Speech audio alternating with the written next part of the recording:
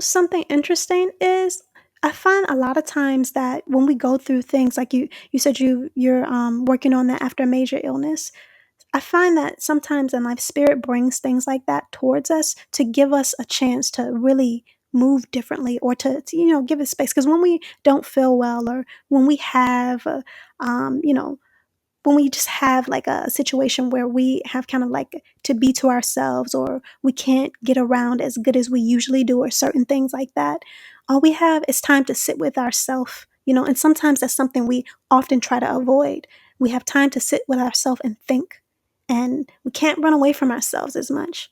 And that space can help us reform and reshape. And like you said, you're working on stepping into more open emotional understanding or stepping into more acceptance of your emotions, after that. So that makes sense to me in a way because I've gone through that myself. So yeah, but it's not easy. It's not easy. But I think it's better.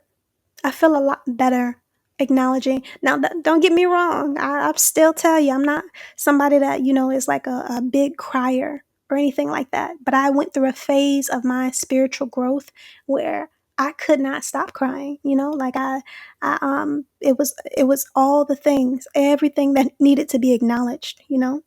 Those things that never had their moment, they're still waiting. They're still waiting for their moment. And this is your chance possibly to give them that, you know? Once you do so, it becomes easier. Not at first, it takes time. But yes, it is hard. It's hard. It can be. Yeah, I'm telling you, it really is. Like I think of it because I've seen it so much with in my own life, but also with others. Often those things are your soul. I see it as your soul throwing a tantrum. You know, you won't pay attention to me. I have to get you to pay attention to me. And I don't think it's just with illnesses and things like that.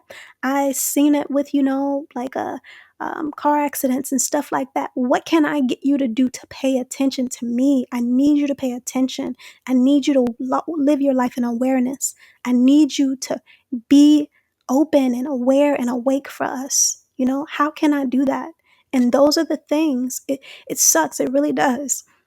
But those are the things that often get people to pay attention. Like I've had it happen to me on more than one occasion. Those are the types of things that get people to pay attention.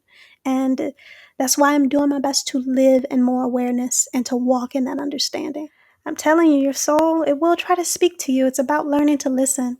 So that really is it, walking in awareness. And it's not, like, again, it's not always easy, especially when we live in a world that kind of like brushes that stuff to the side to some extent. But yeah, the first step to moving toward the right path for yourself, in my opinion, is to be aware, is to say to yourself, and because that's literally how I began my journey of spiritual ascension for myself. I just, basically was telling spirit, I am open to you. I am open to your understandings for me. And it didn't immediately give me a answer to all of that. It cleared some things from my life first before it gave me the answer of what way it wanted me to go. It didn't give me a answer right away. In its divine timing and the divine timing of things, it gave me the answer. But first I had to clear some things, and first I had to go through some things, and then I started receiving messages and answers pertaining to what was the right way. So just the understanding of what is the right way, it's not always going to be right then and there that you receive the answer of how to get there.